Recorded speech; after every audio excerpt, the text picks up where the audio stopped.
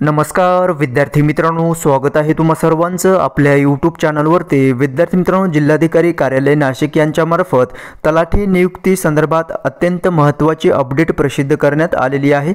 पाहूयात सविस्तर या व्हिडिओमध्ये। व्हिडिओ शेवटपर्यंत पहा विदाऊट स्किप करता, जेणेकरून तुम्हाला एक डिटेल माहिती तलाठी नियुक्ती संदर्भातची मिळेल।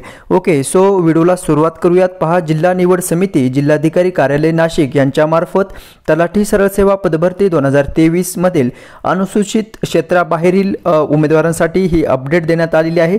निवड यादीतील उमेदवारांच्या अंतिम निवडीबाबत तसंच जिल्हा निवड समितीचा निर्णय प्रसिद्ध करण्याबाबत या ठिकाणी प्रसिद्धी पत्रक देण्यात आलेलं आहे। ठीक आहे, 15 जुलै 2024 रोजी या ठिकाणी ही अपडेट प्रसिद्ध झालेली आहे।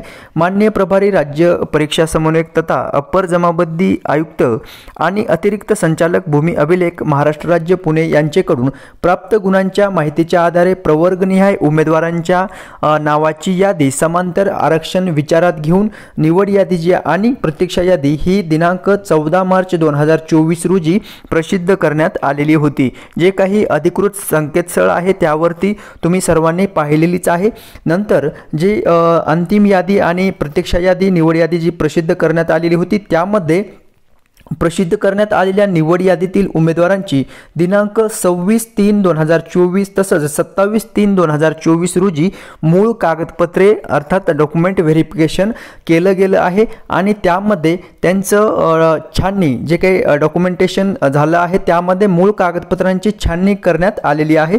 सदर छाननी अंती जे निवड झालेले आहेत उमेदवार, अशा उमेदवारांच्या मान्यतेकरिता जिल्हा निवड समिती समोर दिनांक 11/7/2024 रोजी 11 जुलै 2024 रोजी झालेल्या बैठकीत हा निर्णय घेण्यात आलेला आहे।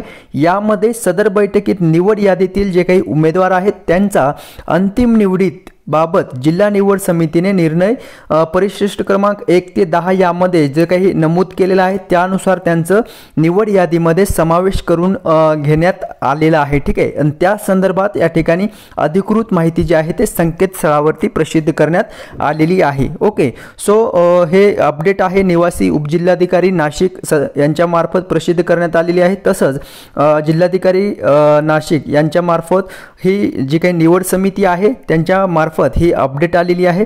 जे फायनल उमेदवार सिलेक्ट झालेले आहेत त्यांचं अंतिम यादीमध्ये निवड यादीमध्ये त्यांचा समावेश करण्याबाबत या ठिकाणी एक मीटिंग पार पडलेली होती आणि त्यानुसार त्यांचं या ठिकाणी अपडेट देण्यात आलेली आहे। ठीक आहे, अनुसूचित जाती अंतिम निवडीबाबत जिल्हा निवड समितीचा निर्णय अशा प्रकारचा आहे। पहा, या ठिकाणी जिल्हा निवड समिती जिल्हाधिकारी कार्यालय नाशिक यांच्या मार्फत निवड यादीतील उमेदवारांचा अंतिम निवडीबाबत जिल्हा निवड समितीचा निर्णय। आता परिशिष्ट पहा या ठिकाणी देण्यात आलेला आहे। अनुसूचित जाती SC कॅटेगरीचे जे काही उमेदवार आहेत त्यांच्या साठी अटेंडिंग पहा, उमेदवारांचे निवड यादीतील अनुक्रमांक देण्यात आलेला आहे। उमेदवारांचं नाव या ठिकाणी आहे।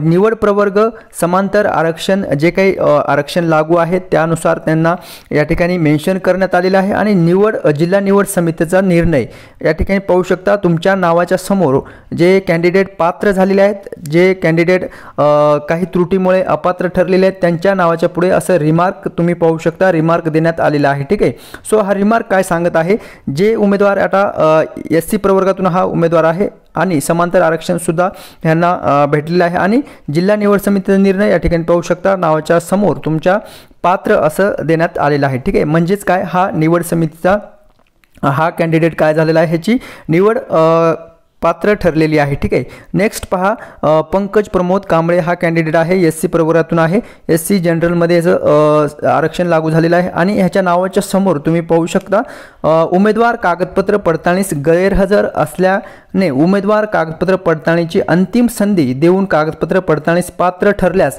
नियुक्तीबाबत उचित कार्यवाही अध्यक्षांच्या मान्यतेने करावी। आता हा कॅन्डिडेट काय आहे, ज्यावेळेस डॉक्युमेंट व्हेरिफिकेशन केलं जात होतं त्यावेळेस या कॅन्डिडेटने DV साठी हजर नव्हते। ठीक आहे, अशा पद्धतीने त्यांच्या नावाच्या समोर हा रिमार्क देण्यात आलेला आहे। उमेदवार कागदपत्र पडताळणीस गैरहजर असल्याने उमेदवारास कागदपत्रे पडताळणीची अंतिम संधी देऊन कागदपत्रे पडताळणीस पात्र ठरल्यास त्याबाबत नियुक्तीचे जे काही आदेश आहेत ते कार्यवाही अध्यक्षांच्या मान्यतेने नंतर ते करू शकतात। ठीक आहे, अशा पद्धतीचा हा रिमार्क या ठिकाणी देण्यात आलेला आहे।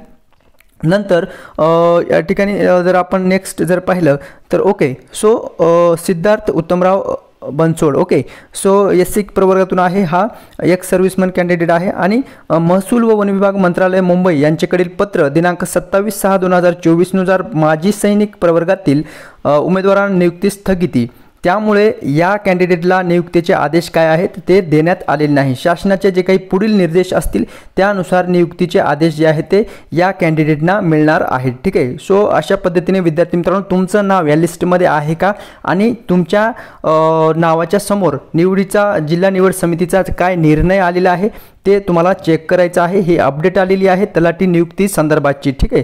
सो भेटूयात नेक्स्ट अपडेट घेऊन पुढील व्हिडिओमध्ये. विद्यार्थी मित्रांनो तुम्ही ज्या जिल्ह्यासाठी अप्लाय केलं असेल त्या जिल्ह्याची जिल्हाधिकारी कार्यालयाची वेबसाईट वेळोवेळी चेक करत राहा. त्यामध्ये तुम्हाला जी काही तलाठी नियुक्तीची अपडेट येत आहेत त्या संदर्भात माहिती पडेल. ठीक आहे. सो भेटूयात नेक्स्ट अपडेट घेऊन पुढील व्हिडिओमध्ये. धन्यवाद. आणि जर तुम्ही नवीन चॅनल पाहत असाल तर चॅनलला लगेच सबस्क्राईब करून ठेवायचं आहे.